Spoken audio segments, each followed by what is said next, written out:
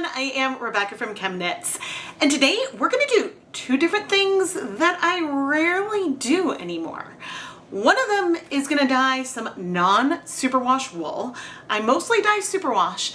And then the other thing we're going to do today is dye lace weight yarn, which again is not something that happens very much around here. Today we are going to dye some Knit Picks Shadow lace yarn. This yarn is 100% merino wool. It has a ton of yardage, and I have dyed it before. I think I tried speckling on this at one point. Now, I've pre-soaked this for a handful of days. I have knit with this yarn a lot over the years. Not as much recently, but I used to do so much lace work and I made a lot of shawls, even beaded ones. And Shadow was one of my favorite yarns to work with because it has a good grip to it and sort of helps hold the shape of the lace versus being a little bit slippery and harder to block and get those holes and things to show up. But anyway, let's go take a look at our yarn and think about what we're gonna do to it. Here is our 100 grams of yarn, and it has been wet a long time, many days. And I even just rinsed it off camera, just because the water was a little bit cloudy, which can happen from some wools and things. Sometimes the soak gets some, I don't know what comes out of it, something to come out. Now, one thing I don't do with dyeing yarn is scour the yarn. So by that, I don't wash it with soap before I dye it. That is something that you should do if you want more even coverage. But today, I think even coverage is the opposite of what I want, because I want to dye this a layered tonal way. And so I want there to be variation in our color, as much as we could reasonably get. Let's look at some colors. I think we're gonna go in the purple territory today. I'm feeling in a purple mood, and so I think that that's what's gonna work for me. So the two colors I've pulled are 1% stock solutions of Dharma's Deep Magenta and Caribbean Blue. And a 1% stock solution has 1 gram of dye dissolved in 100 milliliters of liquid. Now, as I set these down in my damp sink, what do we see? Some spots of blue. Now, this is a reason why I always store my stock solutions in a secondary container.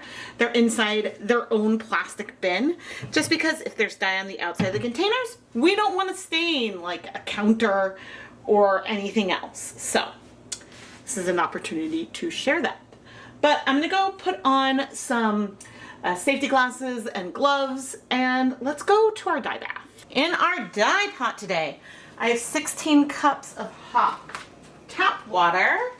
Let's bring in some acid. We're gonna do 1, 2, 3, 4 tablespoons of white vinegar.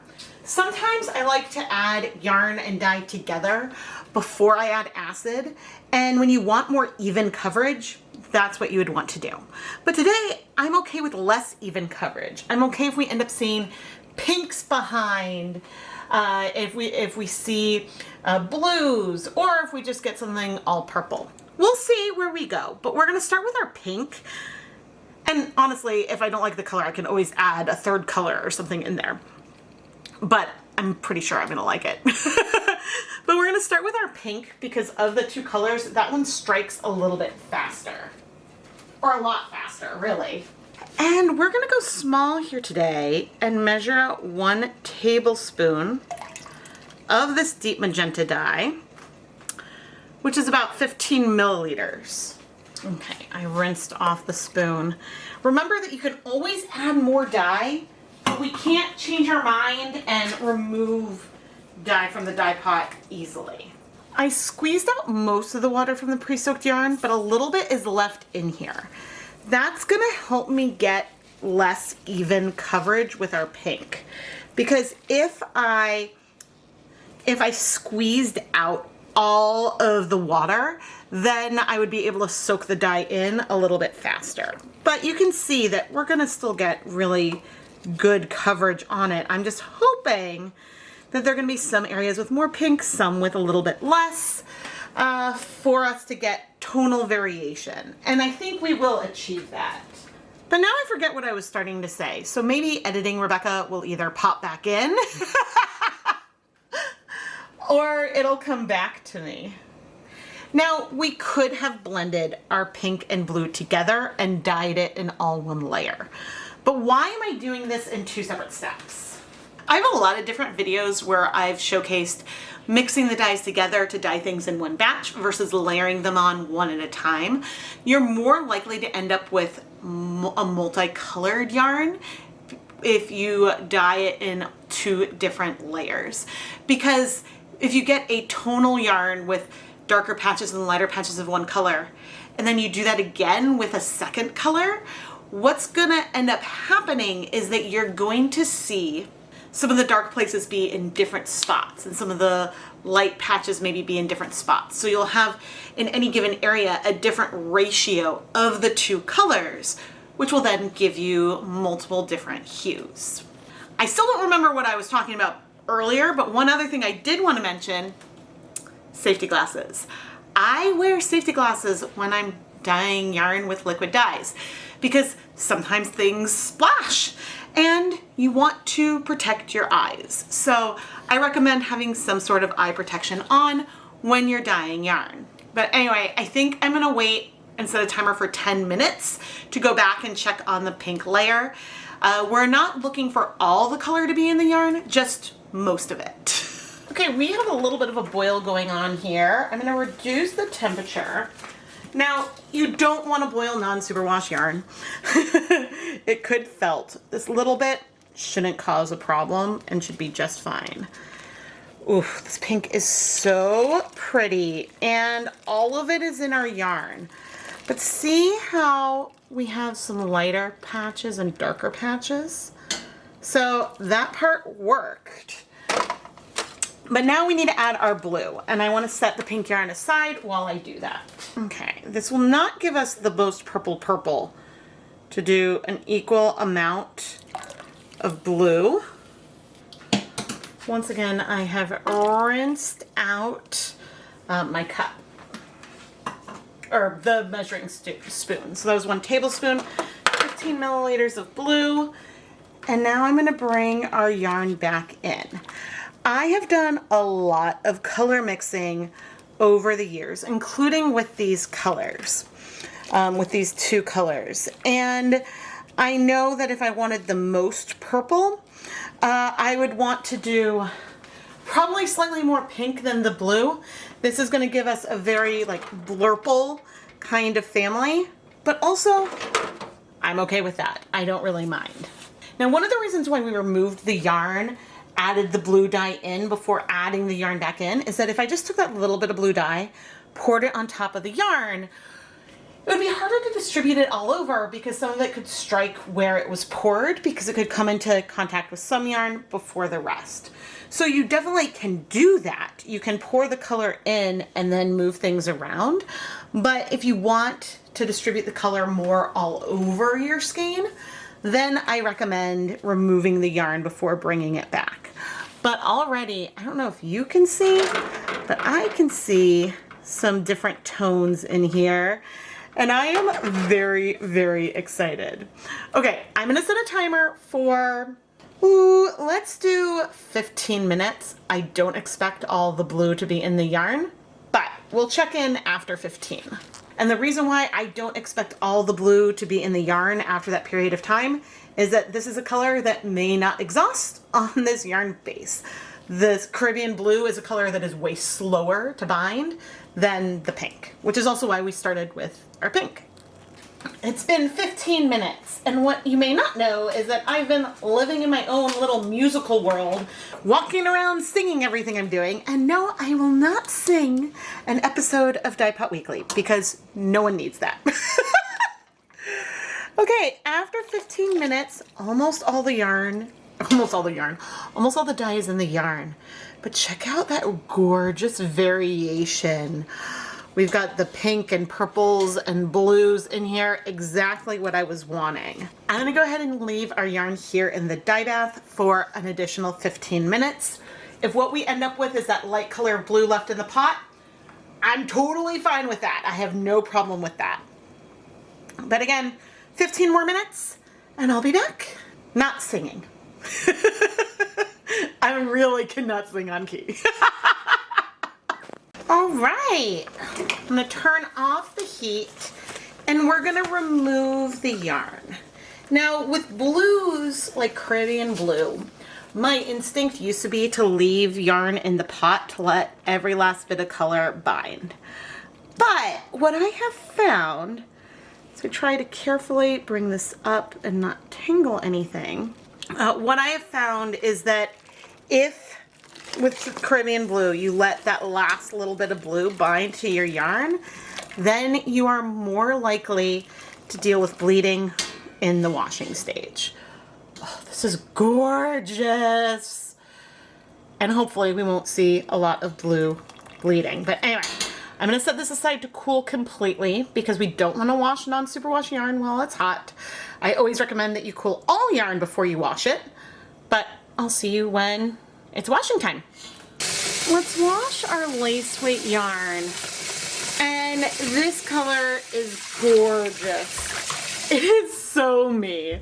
I've probably dyed versions of this before as well, but I did just add a little bit of dish soap. Now the water that I'm using for this wash is cold. And it's December right now, so my tap water is very, very cold. But what happens when you have warm water with wool yarn is that, there's no bleeding, this is great, is that the fibers sort of like relax and open up. And if you cool things off too quickly, they'll sort of contract really fast versus slowly shrinking back into their more settled state. At least that's my understanding of it. And so that's why it's not a problem to add cold yarn into a hot dye bath, but it's more of a concern to take hot yarn and shock it with the cold. But anyway, all the color is in our yarn. I am so, so happy. And can you believe that, I guess total, we have 0.3 grams of dye on this 100 grams of yarn. And this color is not pastel. I'm curious what it'll feel like once it's dry. So I'm gonna put the yarn through my spin dryer, hang it up to dry, and well, let's go look at the finished yarn. Here is our finished yarn, and this is so Rebecca. The saturation is amazing. Given that we only had a total of 0.3 grams of dye for this 100 grams of yarn. Isn't the colorway just giving off broken violet vibes? I haven't done a Broken Wilton's Violet video in a really long time. And actually I heard that the FDA might, so the FDA is considering a ban on Red 3, which is the bright pink food coloring that is part of what makes Wilton's Violet really fun to play with. And so if that's banned, then that's gonna go away. So I need to, I'm filming this at the end of December, I need to order some more Wilton's Violet while it still exists! Unless they've already changed the formula, in which case, oh dear, because yeah, Red 40 can't do that pink. But I digress, because this yarn is beautiful. She's fluffy, she's a little bit clingy to herself, but that's shadow, it's not felted. I'm thrilled with how this turned out. I do also want to note one caveat for when I said, okay, this only had 0.3 grams of dye. The dye stocks I'm using are older, and sometimes dye crashes out of solution and settles towards the bottom of containers. So it's very possible that if I make fresh dye stocks and try to make this exact colorway, it might not come out in exactly the same way with these proportions. Dealing with reproducibility is something that I very much need to work on. And so that's just always something to keep in mind, but we know that the proportion is approximately 1:1. And of course with a layered tonal, there will be variation from just how the yarn enters the dye, how fast it goes through, and everything like that. But I adore this yarn so much that I definitely need to try this again. I mean, just look at my logo. This is a very me colorway.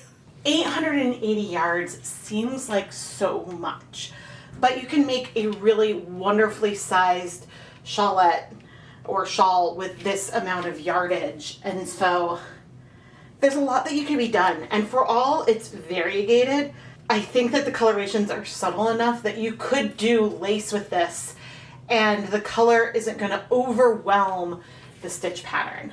The kind of variegated yarn you need to not worry about, but be a little bit more cautious for is when you have high contrast between the different colors. Because if you're dealing with a yarn that's variegated black and white, and I'm not talking about speckles, I'm talking about, you know, some kind of repeating colorway, the way those colors pool together, your eyes will go to that before the stitch pattern.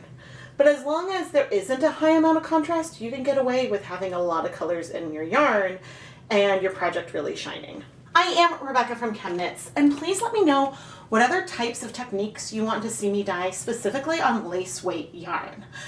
I mostly dye fingering weight followed by DK, but also if there are things that you want to see on super bulky or jumbo yarns, I'm happy to play around with that more as well.